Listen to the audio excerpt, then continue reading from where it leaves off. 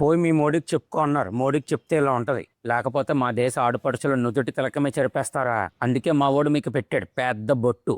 ఏంటి దేశంలోకి దొంగతనంగా చొరపడి ఒక 25 మందిని లేపేస్తే దేశం భయపడిపోద్ది అనుకున్నారా? భయపడే దేశం కాదు మాది.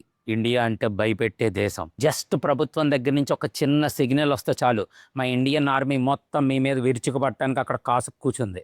మీ దగ్గర ఉన్నాయి మరి బాంబులు, మిసైల్స్, న్యూక్లియర్ వెపన్స్. మా దగ్గర లేవు. మరి నువ్వు ఒకటి వేస్తే మేము 2 వేస్తాం, నువ్వు 2 వేస్తే మేము 4 వేస్తాం. మరి మీరైతే మమ్మల్ని జస్ట్ డ్యామేజ్ చేయగలరు, కానీ మా వాళ్ళు తలుచుకుంటే మిమ్మల్ని మట్టు పెట్టేస్తారు.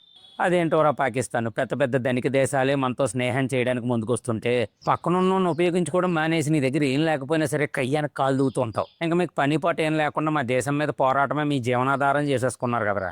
మాట్లాడితే అన్ని ఇన్ని తోడు తెచ్చుకుని మా మీద కయ్యానికి రావడం. అసలు మీకు సింగిల్గా వచ్చే దమ్ముందట్రా? అసలు చైనా వాడు నీకు ఎందుకు తోడు ఉంటున్నాడో తెలుసట్రా? శత్రువు మిత్రుడు కాబట్టి వాడు నీకు తోడు ఉంటున్నాడు. లేకపోతే ఆ చైనా వాడు నిన్నెందుకు దిగుతాడు చెప్పు?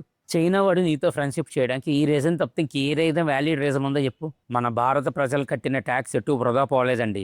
వాటితో వచ్చిన డబ్బులతోనే ఈ బాంబులు కొని ఇప్పుడు మన శత్రువుల మీద విరుచుకుపడుతున్నారు. ఇలాంటివి చూసినప్పుడే కదా మనం కూడా చక్కగా సంపాదించి గవర్నమెంట్కి ఖచ్చితమైన ట్యాక్సులు కట్టాలనిపించేది. భారతదేశం మిలిటరీ మా మాస్కుల మీద అటాక్ చేసింది. మాస్కుల మీద కాదురా, మనుషుల మీద అటాక్ చేశారు. మరి ఏం చేస్తాం చెప్పండి? మీ టెర్రరిస్టులు అందరూ చేయాల్సిన ఎర్ర పనులన్నీ చేసి గుళ్ళోకి వెళ్దాం అనుకుంటే ఏం చేస్తారు? మా దేశంలో సమాజ రహితం కోసం రోడ్డుకు అడ్డంగా ఉన్న గుళ్ళే తీసేస్తూ ఉంటాము. అలాంటిది మరి మీ టెర్రరిస్టులు మాస్కుల్లో ఉంటే ఎలా ఆగుతాం? మా దేశంలోని లక్షల మంది ప్రజల్ని కాపాడాలంటే మీ దేశంలో దాంకుని ఉన్న ఈ 10ల సంఖ్యలోని టెర్రరిస్టులని బలి ఇవ్వాల్సిందే. Anyway Pakis, happy Diwali. అవసరమైతే వీ టు జాయిన్.